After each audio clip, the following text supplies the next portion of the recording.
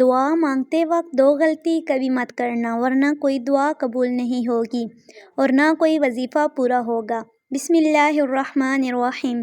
محترم ناظرین، آج کی اس ویڈیو میں ہم بات کرنے لگے ہیں کہ دعا مانگتے وقت یہ دو غلطیاں کبھی نہیں کرنا ورنہ کوئی دعا قبول نہیں ہوگی۔ تو وہ دو غلطیاں کون کون سی ہیں کہ جن کے کرنے سے دعا قبول نہیں ہوتی، وہ آگے ہم آپ کو اس ویڈیو میں بتائیں گے۔ اور اس کے ساتھ ساتھ ہم آپ کو یہ بھی بتائیں گے کہ حضرت علی رضی اللہ تعالیٰ عنہ نے فرمایا 3 وقت ایسے ہیں جن میں مانگی گئی دعا اللہ کبھی رد نہیں کرتا، یعنی جو بندہ ان 3 وقتوں میں اپنی حاجت رب کے سامنے رکھتا ہے اور اپنی ضروریات کا سامان اللہ پاک سے مانگتا ہے تو اللہ پاک ان 3 وقتوں میں اس کے ذریعے مانگی گئی دعا کو قبول فرماتے ہیں۔ تو وہ 3 وقت کون کون سے ہیں جن میں دعا قبول ہوتی ہے، یہ بھی ہم آج اس ویڈیو میں بتائیں گے۔ یہ بہت ہی معلوماتی ویڈیو ہے، آپ سے گزارش ہے آپ لوگ اس ویڈیو کو آخر تک ضرور دیکھیں۔ ناظرین، تو شروع کرتے ہیں وہ دو غلطیاں جن کے کرنے کی وجہ سے دعا قبول نہیں ہوتی۔ وہ کام کون سے ہیں آئیے ہم آپ کو بتاتے ہیں۔ ناظرین، دعا کے بارے میں آتا ہے کہ دعا کرنا بھی ایک عبادت ہے۔ دعا کے بغیر عبادت کا مزہ نہیں ہوتا۔ جو بندہ دعا نہیں کرتا اس کے دل کو سکون نہیں ملتا۔ دعا کے اندر اللہ پاک نے سکون رکھا ہے۔ لوگ دعائیں تو بہت مانگتے ہیں لیکن دعا کے اندر غلطیاں بھی کرتے ہیں جن کی وجہ سے ہماری دعائیں قبول نہیں ہوتی۔ پھر ہم اللہ پاک سے شکایت کرتے ہیں۔ لوگوں سے ہم دعا میں معافی تو مانگتے ہیں لیکن ہم اپنے گناہ معاف نہیں کراتے۔ ہمارے گناہ اتنے زیادہ ہوتے ہیں کہ دعا کے اندر قبولیت میں رکاوٹ بنتے ہیں۔ جیسے کوئی بندہ اللہ پاک کی نافرمانی کرتا ہے اور اس کے بعد توبہ کیے بغیر دعا کرتا ہے تو اس کی دعا قبول نہیں ہوگی، کیونکہ دعا کے آگے گناہ آ جاتے ہیں۔ اس لیے جب بھی گناہ کرے تو اللہ پاک سے معافی مانگ لیں۔ ایک اللہ کے ولی سے پوچھا گیا کہ ہماری دعائیں قبول کیوں نہیں ہوتی؟ تو انہوں نے کہا کہ گناہوں کی وجہ سے ہماری دعائیں قبول نہیں ہوتی ہیں۔ اور دوسری غلطی جس کی وجہ سے ہماری دعا قبول نہیں ہوتی، وجہ یہ ہے کہ 2-4 مرتبہ زیادہ سے زیادہ 10 مرتبہ مانگ کر مایوس ہو جاتے ہیں، یعنی کہ امید چھوڑ دیتے ہیں، نا امید ہو جاتے ہیں۔ انسان یہ سوچنے لگتا ہے کہ میری دعا قبول ہی نہیں ہو رہی ہے تو مانگنے کا کیا فائدہ؟ لیکن انسان یہ نہیں سوچتا ہے کہ ہو سکتا ہے کہ اس میں اللہ پاک کی کوئی نہ کوئی حکمت ہو۔ یوں تو اس کی متعدد وجوہات ہیں لیکن بنیادی وجہ یہ ہے کہ دعا کرنے والا مسنون طریقے سے دعا نہیں مانگتا اور دعا کی قبولیت کی وہ شرائط جن کا دھیان رکھنا ضروری ہے ان کا اپنی دعا میں اہتمام نہیں کرتا۔ دعا کی قبولیت کے لیے سب سے اہم اور ضروری شرط یہ ہے کہ دعا کرنے والا اللہ تعالیٰ کو اپنا حقیقی معبود سمجھتے ہوئے صرف اور صرف اللہ تعالیٰ سے دعا کرے، غیر اللہ سے دعا نہ کرے، اللہ کے در کے علاوہ اور کے در پر اپنی جھولی نہ پھیلائے، خالق حقیقی کو چھوڑ کر مخلوق کے سامنے دست سوال دراز نہ کرے۔ جیسا کہ ارشاد باری تعالیٰ ہے، تم خالص اس کی عبادت کرتے ہوئے اسے پکارو۔ اس آیت سے ثابت ہوا کہ اخلاص قبولیت دعا کی لازمی شرط ہے۔ کسی شخص کا کوئی نیک عمل اس وقت تک قابل قبول نہیں جب تک کہ وہ حرام کاری اور حرام خوری سے مکمل اجتناب نہ کرے، لیکن اگر وہ حرام کا کھائے، حرام کا پیے، حرام کا پہنے تو اس شخص کے نیک اعمال ہرگز شرف قبولیت حاصل نہیں کر سکتے۔ اور چونکہ دعا بھی ایک نیک عمل ہے اس لیے یہ بھی اسی صورت میں قبول ہوگی جب دعا کرنے والا ہر حرام کام سے اجتناب کرے۔ بصورت دیگر اس کی دعا ہرگز قبولیت کے لائق نہیں، جیسا کہ حضرت ابو ہریرہ رضی اللہ تعالیٰ عنہ سے مروی ہے کہ نبی کریم صلی اللہ علیہ وآلہ وسلم نے فرمایا، ایک آدمی لمبا سفر طے کرتا ہے، اس کی حالت یہ ہے کہ اس کے بال بکھرے ہوئے ہیں، چہرہ خاک آلود ہے اور وہ بیت اللہ پہنچ کر ہاتھ پھیلا کر کہتا ہے، یا رب یا رب، حالانکہ اس کا کھانا حرام کا ہے، اس کا پینا حرام کا ہے، اس کا لباس حرام کا ہے اور حرام سے اس کی پرورش ہوئی، تو پھر اللہ تعالیٰ اس کی دعا کو کیسے قبول کرے؟ اگر دعا کرنے والا دعا کرے اور ساتھ گناہ کرنے والے کام بھی کرتا رہے یا ان سے توبہ نہ کرے تو ایسے شخص کی دعا بارگاہ الہی میں شرف قبولیت حاصل نہیں کر سکتی۔ اس لیے دعا کرنے والے کو چاہیے کہ وہ اللہ تعالیٰ سے اپنے گناہوں کی معافی مانگے، توبہ اور استغفار کرے، جیسا کہ حضرت ہود علیہ السلام نے اپنی قوم سے کہا، سورہ ہود: اے میری قوم کے لوگوں، تم اپنے پالنے والے سے اپنی تقصیروں کی معافی طلب کرو اور اس کی جناب میں توبہ کرو، تاکہ وہ برسنے والے بادل تم پر بھیج دے اور تمہاری طاقت پر اور طاقت بڑھا دے اور تم گناہگار ہو کر روگردانی نہ کرو۔ دعا میں عاجزی و انکساری اختیار کرنے کا حکم قرآن مجید میں اس طرح دیا گیا ہے کہ تم لوگ اپنے پروردگار سے دعا کیا کرو، گڑ گڑا کر اور چپکا چپکے بھی۔ اس آیت سے ثابت ہوا کہ دعا کرتے وقت اللہ تعالیٰ کے حضور خوب عاجزی کا اظہار کرنا چاہیے۔ اللہ تعالیٰ نے ہر قسم کی زیادتی و تجاوز سے منع فرمایا ہے، بالخصوص دعا میں زیادتی سے منع کرتے ہوئے ارشاد فرمایا، تم لوگ اپنے پروردگار سے دعا کیا کرو گڑ گڑا کر اور چپکے چپکے بھی۔ واقعی اللہ تعالیٰ ان لوگوں کو ناپسند کرتا ہے جو حد سے نکل جائیں۔ دعا میں زیادتی کی کئی صورتیں ہیں، مثلاً حرام اور ممنوع چیزوں کے لیے دعا کرنا، یا ہمیشگی کی زندگی کی دعا کرنا، بلا وجہ کسی کے لیے بری دعا کرنا۔ اسی طرح کی تمام زیادتیوں سے اجتناب کرنا چاہیے۔ معلق دعا سے مراد وہ دعا ہے جس میں دعا اس طرح کی جائے کہ اللہ اگر تو چاہتا ہے تو مجھے عطا کر دے اور اگر چاہتا ہے تو بخش دے۔ اس کا معنی یہ ہوا کہ یا اللہ اگر تو بخشنا نہیں چاہتا تو نہ بخشش، اگر عطا نہیں کرنا چاہتا تو نہ عطا کر، تیری مرضی۔ حالانکہ نبی صلی اللہ علیہ وآلہ وسلم نے فرمایا، تم میں سے کوئی شخص ہرگز یہ نہ کہے کہ یا اللہ اگر تو چاہے تو مجھے بخش دے، اگر تو چاہے تو مجھ پر رحم فرما، بلکہ پورے عزم سے دعا کرے، کیونکہ اللہ تعالیٰ کو کوئی مجبور نہیں کر سکتا۔ دعا مانگنے سے پہلے اللہ تعالیٰ کی تعریف بیان کی جائے اور بعد میں ان حضرت صلی اللہ علیہ وآلہ وسلم پر درود بھیجا جائے اور اس کے بعد اپنی حاجت کا سوال کیا جائے۔ یہ ترتیب مستحب ہے، جیسے کہ فضالہ بن عبید رضی اللہ تعالیٰ عنہ کی حدیث میں ہے کہ رسول اللہ صلی اللہ علیہ وآلہ وسلم نے ایک آدمی کو نماز میں دعا کرتے ہوئے سنا، مگر اس نے آپ صلی اللہ علیہ وآلہ وسلم پر درود نہ بھیجا، تو آپ صلی اللہ علیہ وآلہ وسلم نے فرمایا، اجل ھذا، اس نے جلدی کی۔ پھر اسے بلا کر اور دوسرے لوگوں کو بھی فرمایا کہ جب تم میں سے کوئی دعا مانگے تو پہلے حمد و ثنا کرے، پھر نبی اکرم صلی اللہ علیہ وآلہ وسلم پر درود بھیجے، پھر جو وہ چاہے دعا کرے۔ نبی کریم صلی اللہ علیہ وآلہ وسلم نے ارشاد فرمایا کہ بندے کی دعا اس وقت تک قبول نہیں کی جاتی جب تک وہ دعا میں نہ عاجزی اور انکساری نہ کرے۔ جیسے ہی بندہ دعا کرنے کے بعد جلدی کرے گا، صبر نہیں رکھے گا، تو اس کی دعا قبول نہیں ہوگی۔ تو دعا کے بعد صبر رکھنا بہت ضروری ہے، تبھی ہماری دعائیں قبولیت کو پہنچ سکتی ہیں۔ اب ہم آپ کو بتاتے ہیں 3 ایسے وقت کے بارے میں جن کے بارے میں حضرت علی رضی اللہ تعالیٰ عنہ نے فرمایا، جو بندہ ان 3 وقتوں میں اپنی حاجت اللہ رب العزت کے سامنے رکھتا ہے، وہ ضروریات کا سامان اللہ پاک سے مانگتا ہے، جیسے وہ اولاد ہی کیوں نہ ہو مانگے یا مال و دولت ہی کیوں نہ مانگے، اللہ پاک اس کو 3 وقتوں میں وہ جو دعا مانگتا ہے اس کو ضرور عطا فرماتا ہے۔ اور دوسری بات، ہم آپ کو ایک ایسا وظیفہ بتائیں گے کہ اگر 11 دن تک رات کو آپ اس وظیفے کو کرتے ہیں تو انشاءاللہ تعالی آپ کی ہر حاجت پوری ہوگی اور آپ کے گھر میں خوب خیر و برکت ہوگی، اللہ رب العزت کی غیب سے مدد آئے گی، برکت ہی برکت ہوگی اور رحمت ہی رحمت ہوگی۔ تو وہ 3 وقت کون سے ہیں؟ ایک شخص حضرت علی رضی اللہ تعالیٰ عنہ کی خدمت میں آیا اور کہنے لگا، علی رضی اللہ تعالیٰ عنہ، وہ کون سا وقت ہے کہ جب بھی دعا مانگ لوں فوراً قبول ہو جائے؟ تو حضرت علی رضی اللہ تعالیٰ عنہ نے فرمایا، اے شخص، میں نے اللہ کے رسول صلی اللہ علیہ وآلہ وسلم سے سنا ہے کہ 3 موقع ایسے ہوا کرتے ہیں جن میں اللہ اپنے بندوں کی دعا رد نہیں کرتا۔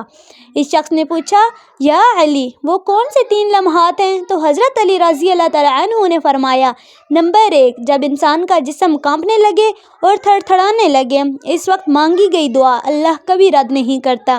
نمبر 2، جب اللہ کا ڈر سے دل میں ابھرنے لگے، اس وقت بھی انسان اگر کوئی حاجت اللہ رب العزت سے مانگتا ہے، اللہ اس کی حاجت کو ضرور پورا کرتے ہیں۔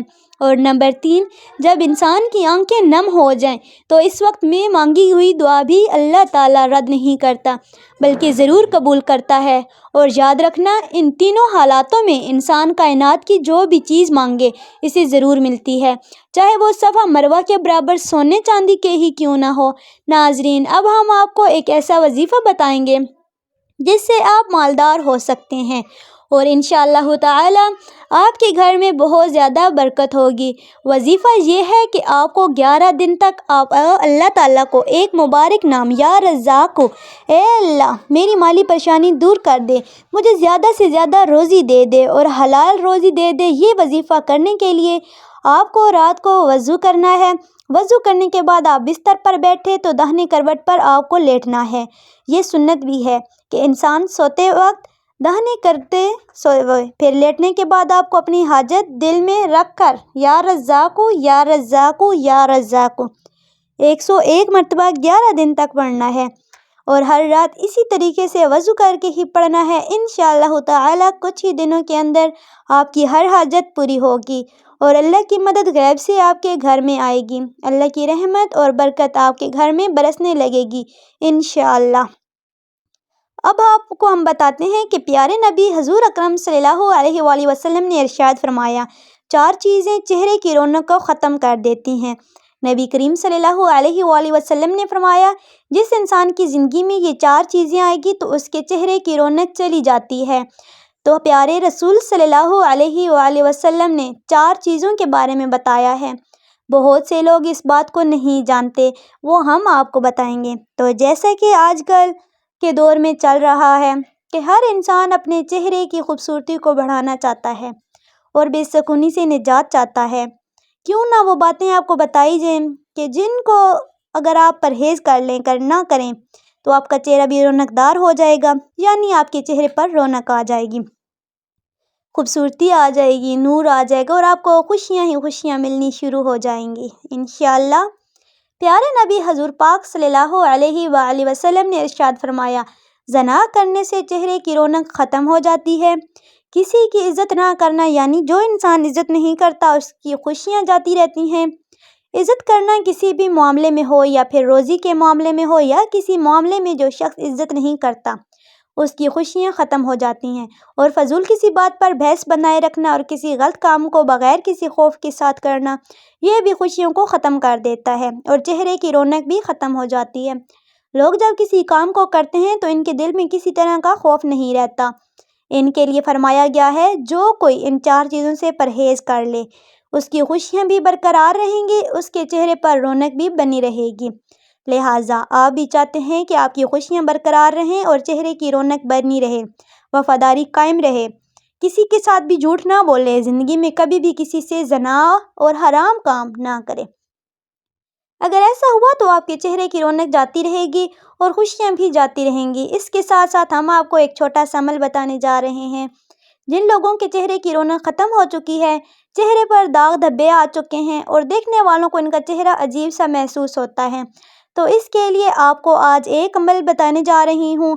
یعنی آپ کو کیا کرنا ہے، آپ کو ایک گلاس پانی لینا ہے اور اس پر 7 مرتبہ سورۃ فاتحہ یعنی الحمد شریف پڑھنا ہے۔ 7 مرتبہ سورۃ فاتحہ پڑھنے کے بعد آپ کو اس پانی پر پھونک مار دینی ہے اور اس پانی کو پی لینا ہے۔ انشاءاللہ آپ کے چہرے پر رونق ہی رونق آ جائے گی اور خوشیاں بھی آ جائیں گی۔ یہ عمل آپ کو پاک اور صاف حالت میں ہی کرنا ہے، یعنی جو مرد اور عورت یہ عمل کرنا چاہتے ہیں تو پہلے پاک صاف باوضو ہو جائیں، اس کے بعد ہی یہ عمل کریں۔ انشاءاللہ تعالی چہرے کی رونق اور چمک بنی رہے گی۔ حضرت علی رضی اللہ تعالیٰ عنہ نے فرمایا، جب تمہارے جسم میں یہ ایک نشانی دکھنے لگے تو سمجھ لو کہ کوئی آپ کے لیے دعا کر رہا ہے۔ تو حضور پاک صلی اللہ علیہ وآلہ وسلم نے فرمایا، پیٹھ پیچھے مسلمان بھائی کی دعا قبول ہوتی ہے، اس کے پاس ایک فرشتہ آتا ہے، دعا کرنے والے کی سر سے قریب مقرر ہوتا ہے۔ جب کوئی کسی مسلمان بھائی کے لیے دعا کرتا ہے تو فرشتہ اس پر آمین کہتا ہے اور یہ کہتا ہے کہ مسلمان کے حق میں تو نے دعا دی ہے، وہ تیرے لیے بھی اس جیسی نعمت کی خوشخبری ہے۔ ہمارے نبی صلی اللہ علیہ وآلہ وسلم نے فرمایا، اللہ تعالیٰ فرماتا ہے، پہلے تجھ سے شروع کروں گا، یعنی تم جو دعائیں اور دوسروں کے لیے مانگ رہے ہو وہ سب دعائیں میں پہلے تمہارے حق میں قبول کروں گا، پھر تمہیں ہی دوں گا، پہلے تمہیں ہی عطا کروں گا۔ سب سے زیادہ قبول ہونے والی دعائیں کون سی ہیں؟ یاد رہے کہ نبی کریم صلی اللہ علیہ وآلہ وسلم نے فرمایا 5 دعائیں ضرور قبول ہو جاتی ہیں۔ پہلے نمبر پر مظلوم کی دعائیں، دوسری نمبر پر حاجی کی دعا، تیسرے نمبر پر مریض کی دعا، چوتھے نمبر پر مجاہد کی دعا، 5ویں نمبر پر ایک مسلمان کی دوسرے مسلمان بھائی کے لیے دعا جو دوسرے مسلمان بھائی کی غیر موجودگی میں کرتا ہے۔ ناظرین، صرف 2 لوگ مقدر والے ہوتے ہیں، ایک وہ جنہیں وفادار دوست ملتا ہے اور دوسرا وہ جس کے ساتھ ماں کی دعائیں ہوتی ہیں۔ حضرت علی رضی اللہ تعالیٰ عنہ نے فرمایا، جب تم بغیر کسی وجہ کے خوشی محسوس کرنے لگو تو یقین کر لو کوئی نہ کوئی کہیں نہ کہیں آپ کے لیے دعا کر رہا ہے۔ نمبر 1، نیک بندہ جس نے اپنی زندگی کے 70 سال اللہ کی عبادت میں گزارے، اس کے بعد اس کا انتقال ہو گیا تو وہ ایک مرید کے خواب میں آئے۔ مرید نے پوچھا، حضرت کیا حال ہے؟ آپ نے فرمایا، کچھ نہیں، بس ابھی تک بخشش نہیں ہوئی۔ مرید نے کہا کہ حضرت آپ نے تو 70 سال اللہ کی عبادت کی ہے، پھر آپ کی بخشش کیوں نہیں ہوئی؟ تو آپ نے فرمایا، ان 70 سال کی عبادت کے بارے میں مجھ سے ابھی تک پوچھا ہی نہیں گیا، میرا معاملہ تو بس ایک بات پر رکا ہے۔ مرید نے پوچھا، آخر وہ معاملہ کیا ہے؟ تو حضرت نے فرمایا، ایک دفعہ میں اپنے آنگن میں بیٹھا ہوا تھا، تیز دھوپ ہو رہی تھی، پھر اچانک سے بارش ہونے لگی تو میرے منہ سے نکل گیا، اف، یہ بے وقت کی بارش۔ بس اللہ نے مجھ سے پوچھا، وہ بارش بے وقت تک کیسی تھی؟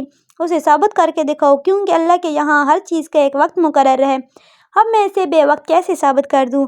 بس اسی ایک گناہ کی وجہ سے اس شخص کی بخشش نہیں ہوئی۔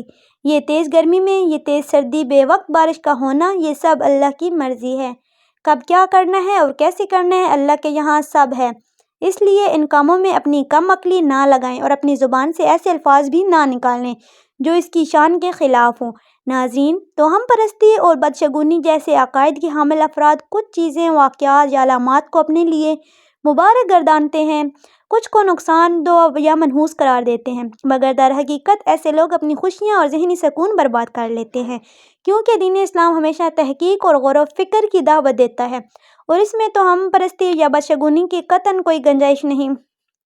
غالباً دینی احکام سے کم واقفیت اور برصغیر میں طویل عرصے تک ہندوؤں کے ساتھ رہنے کے سبب ہمارے معاشرے میں یہ بدعات عام ہوئیں۔